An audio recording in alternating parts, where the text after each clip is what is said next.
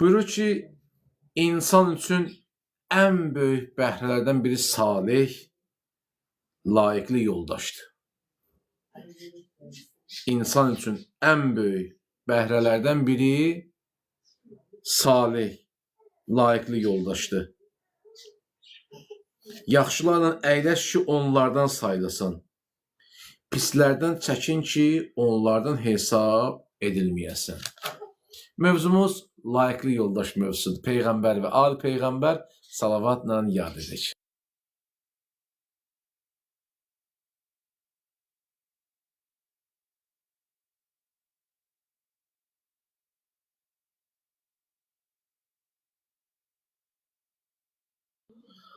Muhammed və ali Muhammed. Dedik ki, mövzumuz layiqli yoldaş mövzusudur. İndi mən bilmirəm, bu mövzuda kim nəyi tapacaq, kim nəyi müəyyənləşdirəcək, kim necə biləcək, kim dostunu, qardaşını, bacısını, xanımını, həyat yoldaşını nə cür təyin edəcək. Bax, onu bilə bilmirəm. Amma diqqətlə qulaq assaq, layiqli yoldaş hardadır, necədir və nə cürdür? Bu barədə hədəfə doğru gedəcək. Hədəfə doğru gedəcək. Bunun üçün düzgün münasibət qurmaq lazımdır. Düzgün münasibət qurub ali hədəfə yetişmək lazımdır. Tək yol budur. Tək yol budur. Düzgün münasibət. Bir də mümkündür qarşıdakı insan da yaxşı insan olmasın. Qohumdur, yaxındır. Nə ata bilirsən, nə kəsə bilirsən. Sən yenə də düzgün münasibəti qur. Seçilmiş meyar əsasında münasibətləri qur. Meyar təyin elə. Meyar təyin elə. Düzgün münasibət o deyil, sən onunla dost olmalısan. Buna diqqət edeyim. Bu mənim tanıdığım adamdır, bununla görüşürəm, bacı kimi baxıram, dostu, yoldaşı yox. Hər salam verdiyin insanlara qarşı düzgün münasibət qur. Amma o demək deyil, hamısı sənin dostundur, yoldaşındır, rəfiqəndir, yox. Bizdə bu cürdür. Biz bu gün tanıyaq, sabah toya dəvət edirik. Biz bu gün tanışıq, sabah maç-maç, kuç-kuç, can bacı. 2 gün tanıyıb can bacı oldu, can qardaş oldu. Çox təəssüf. Düzgün münasibət quru demək deyil, hamıya qardaşdır, hamıya bacıdır, hamıya atadır, anadır, yox. Düzgün münasibət quru, yəni ki, azmayasan. Meyar budur. Azmayasan, düşməyəsən onun alovuna, onun rənginə boyanmayasan.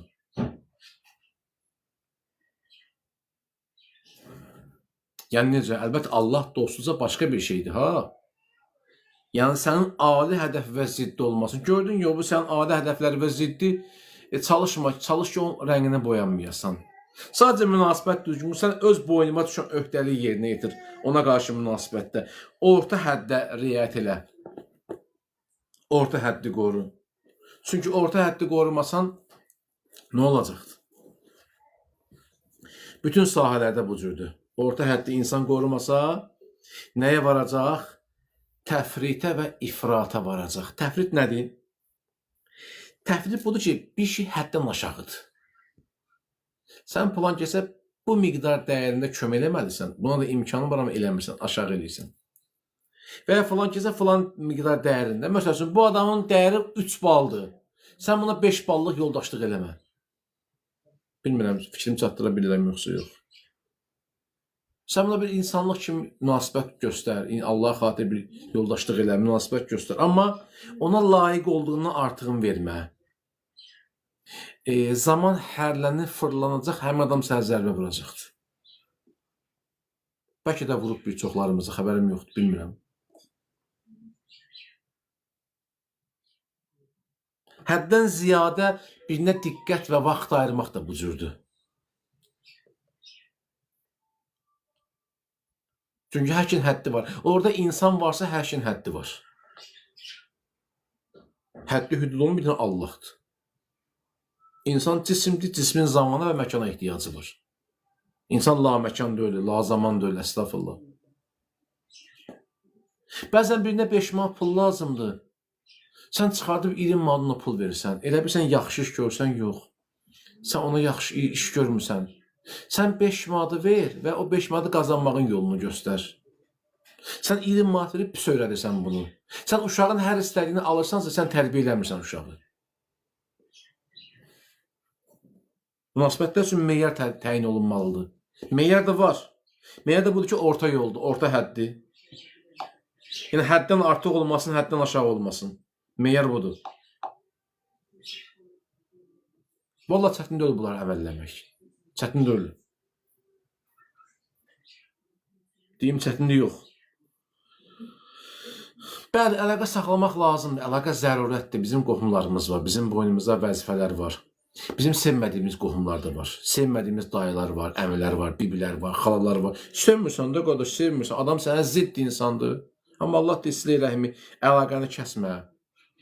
Yəni, məsələn, ən azı bayramdan bayrama təbrik elə. Falan bayramın mübarək olsun. Ad günü, bir imkan daxilində hədiyyə al göndər. Hər hal əhval soruş. O bir söz var, cəmiyyətin içində ol, amma cəmiyyətdən olma. Bu çox böyük sözdür, ha. Çox dərin sözdür, çox böyük mənası var bu söz. Bir dəfə danışmışıq bu vaxtda biz. Ətrafdakılarımızla münasibətlərdə 3 əsas istiqamətdə münasibət qurun. 3 əsas istiqamətdə.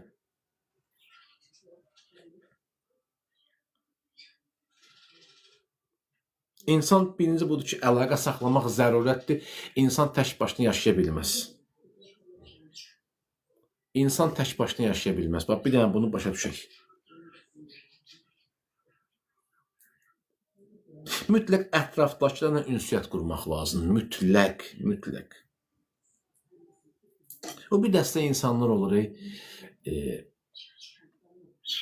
uzaq düşmək istəyirlər cəmiyyətdən, dünyadan. Dünən biz bunu izah elədik. Dünyadan uzaq düşmək məzəmmət olunur. Baxmayın ki, dünya həyatı əyləncədən başqa bir şey deyil. Amma İslam deyir, dünyadan bir dəfəlik əlvi üzmək məzəmmət olunur. Bu, İslam bəyənmir bu cür münasibətləri. Çünki sənin axirətin budan keçir. Sənin şəcərən, nəslin budan davam eləyir. Mən bir yerdə oxumuşdum. Ya ustadlardan birinin dərsində qulaq asmışdım ki, Əmir əl-Müminin əleyhissalam döyüşlərin birində döyüşlərdə bəzən qılıncı vurardı, amma başını vurmazdı. Dəyib qaytarardı qılıncı. Tam boğazına vurmaz, tam başına vurmazdı. Yəni toxundurub qaytarardı, yaralayardı. Dedilər, ya Əmir əl-Müminin, bəzi adamların başını vurursan, Allah-u Əkbər deyib. Amma bəzilərində, məsəl üçün, dəymirsən, yaralayıb qaytarırsan. Dedi, o nəslindən bir dənə Əhl-i-Beyt dostu çıxacaqdı. Əhl-i-Beyt tərəfdarı çıxacaqdı. Bizim vilayətimizi sevəndən biri olub. Həqiqətən bu cür da, bəzən baxsan, bir dənə evdə bir nəfər namaz qılır. Evdə ondan başqa kim namaz qılmır. Heç kim ondan başqa hicab bağlamır. Və ya qohumda, nəsildə ondan başqa heç kim Əhl-i-Beytə bu qədər bağlı deyil. Bilmirəm, belə insanlar görmüsünüz yoxsa yox. Bəlkə də özünüz də o cürsünüz. Bəlkə biz də o cürük, bilmirəm. Siz daha yaxşı bilərsiniz. Adamlar var ki, öz qohum əqrəbası bir dənə budur namaz qılan. Bir dənə budur, məsəl üçün, Əhl-i-Beytə məhəbbəti var. İmam Hüseyni əza saxlayır, əzadarlıq edir və ya hicab bağlayır, çadır əhlidir, dərs oxuyur. Başa düşür ki, axirət, aqibət mütləq önəmlidir. Mənim axırım var, aqibətim var. Bu çox mühüm və önəmli məsələdir. Ona görə əlaqə saxlamaq zərurətdir.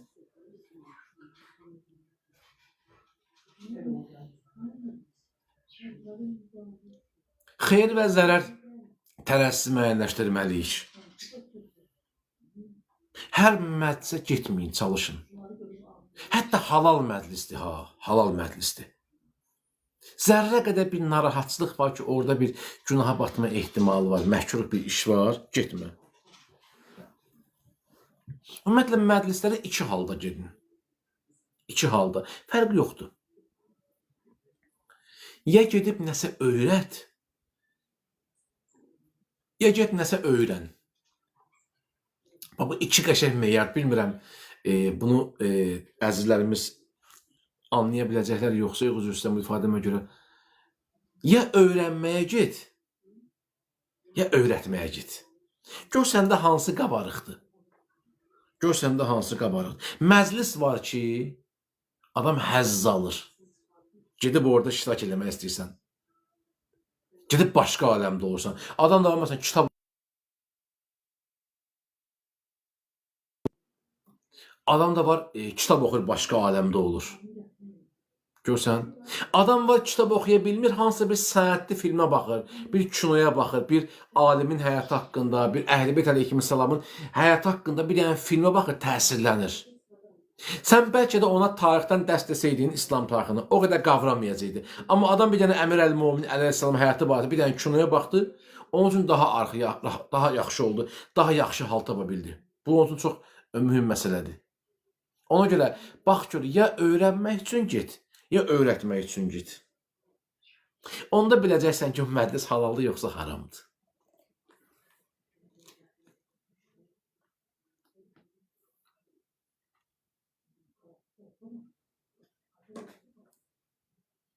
İstəyirsən tərəqqi tapasan, tərəqqi yoluna qədəm qoymaq istəyirsən, hamımız bunu istəyirik də. Ağlı başında olan adam tərəqqi yolu keçmək, inkişaf eləmək istəyir. Neyəcəm? İşimi, prinsipi, mənəvi dəyərlər üzərində qoyacaq. Bayaq dediyimiz söz. Ya öyrənmək üçün git, ya öyrətmək üçün git. İlahi və mənəvi dəyərlər üzərində işimi qursam, bilmirəm, mən dünən idi ya bugün idi, əzizlərdən birindən, bilmirəm, kimlə danışırdıq. Tələbələrdən biri, deyəsən Aşıq Zəhra səhifəsi, tələbələrdən birindən yadından çıxır, yəni ola bilər, üzr istəyirəm. Belə bir söz oldu aramızda dərs vaxtı. Gör Allah məndən bunu istəyir, yoxsa yox. Bu da meyardır. Düz ruhiyyəyə bir dənə, vicdana bir dənə, daxili əxlaqa bir dənə sual verir, vicdana bir dənə sual verir. Məndən bu işimi Allah istəyir, yoxsa yox.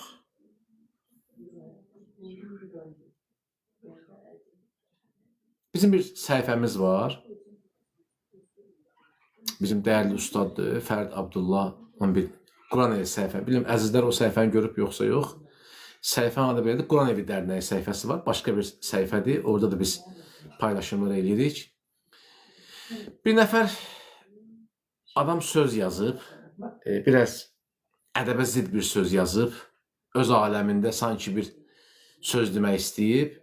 Quran-ı Kərim ayəsinin altından bir dənə çox söz, yaxşı bir şey yazmayıb, tənə, kinayə kimi, bilməm. Baxdıq ki, biz nə yazaq buna? Çıxdıq səhifəsinə baxdıq. Baxsan, ağsaqqal adamdır. Atasının qəbrini paylaşıb, anasının qəbrini paylaşıb. Zəhmətkeş insandır. Dostlarınla, nə bilim, oturublar bir yerdə onu paylaşırlar. Köhnə xatirələrini paylaşır, nə bilim, bir süfrə başındadılar. Düşündük ki, biz nə yazaq buna? Çünki biz bu cür tərbiyə görməmişik. Siz bu cür tərbiyə görməmişsiniz ki, özümüzdən böyüyə bir söz qaytaraq, həyat cavab verək. Bilirsiniz nə yazdıq ona? Yazdıq ki, biz böyüklərə ehtiramı böyüklərdən öyrənmişik. Ağsaqqallara ehtiram böyüklərdən öyrənmişik. Əslində bu cürdür.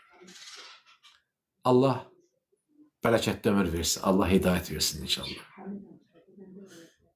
Bilirsiniz, cəmiyyət ilahi və mənəvi dəyərlər üzərində qurulmayanda onun ağsaqqalının da ağlı olmayacaq.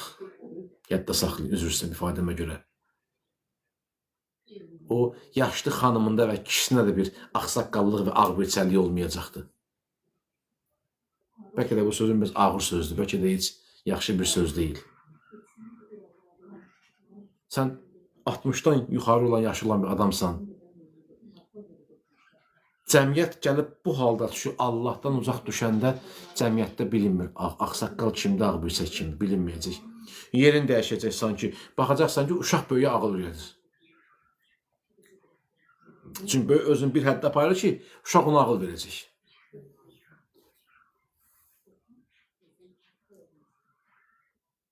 Və bu həyəcan təbildir, bu həyəcan siqnaldır. Bu birinci qayda, ümumi birinci qaydadır ki, əlaqə saxlamaq zərurətdir, xeyir və zərər tərəzzüsü olmalıdır və tərəqqi yolu seçilməlidir ilahi mənəvi dəyərlər üzərində. İkinci qayda budur. İkinci qayda budur ki, salavat zikr edib deyəcək Allah qoysa. Allahümmə səllələ Muhammed və ali Muhammed.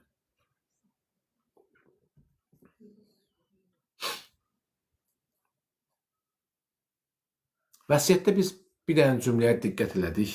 Bu da bir cümlə öz əksini tapmışdı.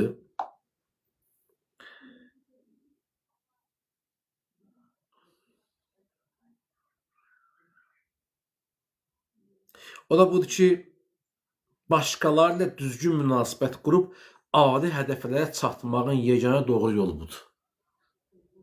Çox ali bir sözdür bu. Ali bir sözdür.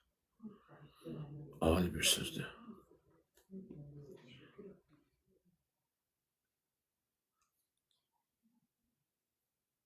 Yaxşı insanların mühitində olmağa çalışaq. Mən sizə inandırım ki, bunu təcrübə eləyin. Tam səmimi deyirəm. Alimlərlə, Allah dostlarıyla, ustadlarla, müəllimlərlə, ilahiyyatçılarla münasibətləri düzgün tənzimləyin və onların mühitinə tez-tez giriş eləyin. Baxacaqsınız ki, dünyanın çətinlikləri sizin üçün asandır.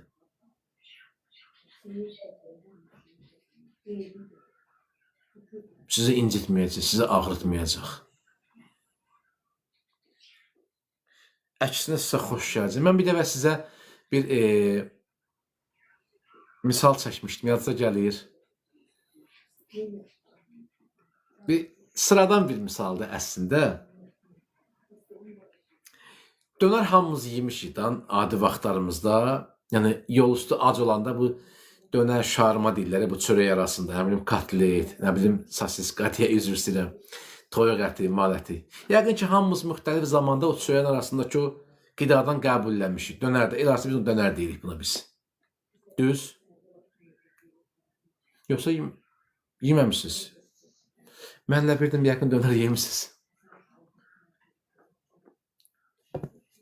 Bir dəfə çəkmişəm bu misalı.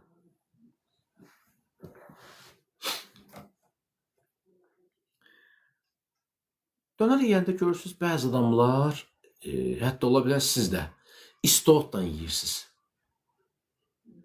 Belə, balaca, nə deyirlər ona? Balaca biberlər olur, belə. Bu boyu acı olur özdə. Və ya istot çəpirsiniz. Düz. Özə bunlar elə qidalardır ki, adamda bir ağız sulandırır danışanda, üzr istəyirəm. Bibarla görürsən, bəzi adamlar acı bibarla yeyir dönəri. İndi mən sual verirəm sizə. Niyə acı ilə yeyirsiniz?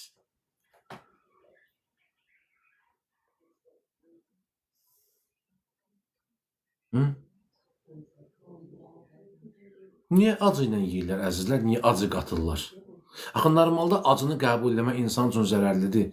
Niyə o hansısa qidaya biz acı bibar qatırıq, ya onun tozunu qatırıq? Niyə? Bilirəm, bunu deyəcəksiniz ki, dadlı, onda ləzzətli olur. Onda daha da adam dadlı yemək istəyir. Üstündən bir ayran içmək istəyirsən, özünü sirab eləmək istəyirsən. Bilmirəm, düz düşünürəm, yoxsa yox. Yəni, mənə qədər kimə soruşsan, bu cür deyəcək ki, dadlı olmaq üçün, iştah açmaq üçün. Adamın iştahını açsın. Çox maraqlıdır. Bir dənə qida yeyirsən, acı ilə onu qarışdırırsan ki, sənin üçün dadlı olsun, iştahlı olsun. Biz başa düşürükmü ki, dünyanın çətinlikləri bizə axirət ləzzətini hiss elətdirir. Əslində, xoşbəxtlik o çətinliyin içərisindədir. Həqiqi ləzzət o çətinliyin içərisindədir. O əyilib qalxmaqdadır, o duadadır. O ruzu qazanmaq üçün səhər çıxıb axşam evə qayıtmaqdadır. O problemlər, çətinliklərin həlli üçün fikir çəkməkdir və bunlar hamısı və s. Həqiqi ləzzət onun içindədir. İnsan cəfa çəkməsə, səfa görməsi mümkün deyil. Axirət qazanmaq istəyən insan mütləq bu dünyanın çətinliyini keçməlidir. Allah dostlarıyla, layiqli dostlarla oturub durmaq bizə o çətinlikləri asanlaşdıracaq. İnanın asanlaşdıracaq. Bir dənə çox təsirli bir kitab oxuyun, bir ruhaniyə qulaq asın, bir Allah dostuna qulaq asın və ya bir dənə təsirli bir alimin həyatından bir şeyə qulaq asın. Gün ərzində onun təsirində olacaqsınız. Bilmirəm, bunu bir dənə təcrübə eləyin. Bir dənə tam təcrübə eləyin, görəcəksiniz. Ya görsən bir dənə Məşəddən gələndə, Kərbəladan qaydanda, həcc və ümrə mərasimindən qaydanda adam bir müddət olan təsirində olur. Sanki bir dənə xüsusi enerji, elektrik var bədəndə. Bir müddət olan təsirində olursan. Bir müddətdən sonra qoruyub saxlamasan yenə o gedir. Ona görə insan kiminlə çox vaxt keçirirsə, yadda saxlayın. Həm başqalarının nəzərində, həm də xasiyyət baxımından onlara bənzəməyə çalışır. Onlara bənzəməyə başlayır. Ona görə də biz həmişə dostlarımızın rəngindəyik. Biz həmişə tabi olduğumuz mühitin rəngindəyik. O rəngə boyanırıq. Ona görə əziz qardaşlarım, əziz bacılarım, diqqətli olun məsələlərdə. Allah dostlarını oturun durun. Qoy biraz da lor danışım da. Kitab oxuyanlarla münasibət qurun. Əhl-i beyti sevən insanlarla münasibət qurun. Sənə Əhl-i beyt əleyhissalamı, sənə İmam Zamanı daha çox xatırladan bəndələrlə, Allah bəndələrlə oturun durun. Bilirsə, bəndə başqadır, insan başqadır. Əbd sözündəndir, qul olmaq sözündəndir. Təvazökar insanlarla oturun durun. Səni tərif edən insanlarla uzaq durun, çalışın. Cahil adamla uzaq durun. Çünki uzağı səni yaxın göstərəcək, yaxını səni uzaq göstərəcək. İki böyük təhlükə yaradacaq bizə. Bu mənəvi yoluxma, yəni biz kimdən münasibət quruqsa o yoluxma düşür bizə. Görsən adam qripli deyir, bundan görüşmə. Qrip sənə keçir, öskürür, burnu axır, üzr istəyirəm, deyir məndən aralı dur, sənə keçməsin. Biz münasibət qurduğumuz insanların rəngi, nəfəsini özümüzə qəbul edirik. Canımıza, ruhiyyəmizə isindiririk. Tərbiyəmizə, ədəbimizə daxil edirik. İki böyük təhlükə var burada. Diqqətli olaq. Əgər qarşındakı insan Allah dostlarından deyilsə.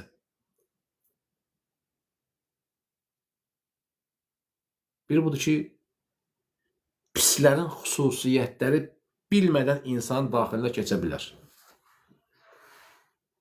Keçə bilər.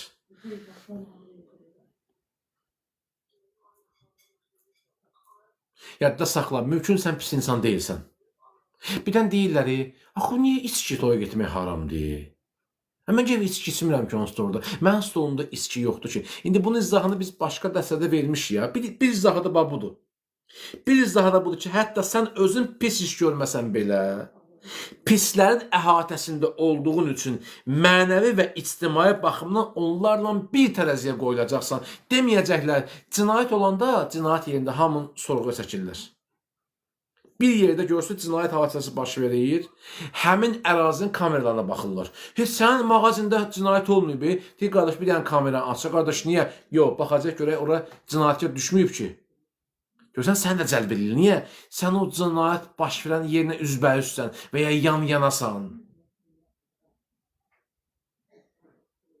Ona görə biz qonşuluqda, qardaşlıqda, bacılıqda, tələbə müəllimlikdə, ustad müəllimlikdə, şagirddə, tələbəlikdə, hər zəvvarlıqda, fərqi yoxdur, ticarətdə, alıcı, satı, hər nədə biz sorğu-sual olunacaq. Biz o şeyə qaydırıq. Kimlə oturub durmuşdun? Zamanını kimə xərcləmişdin və harada xərcləmişdin? Bu üç məsələ. Qəbrin ən fundamental suallarından biri olacaqdır. Kimlə oturub durmuşdun? Kimdən vaxt keçirdin və harada keçirdin? Nəyə sərf elədin? Bu çox mühüm suallar, çox mühüm mesajlardır. Allahın verək öz izzət cəlalına Allah bizi ətir qoxan, təravət qoxan bəndələrin ətrafında versin. Yəni o ilahi təravət, ha? Deyir, gül ilə oturan gül qoxar, kül ilə oturan kül qoxar. Çalışaq, yaxşı təravət verək. Özümüz qoxu verə bilmirsə, bari Allah qoxusu verən, Allah rənginə boyanmış insanların ətrafında olaq.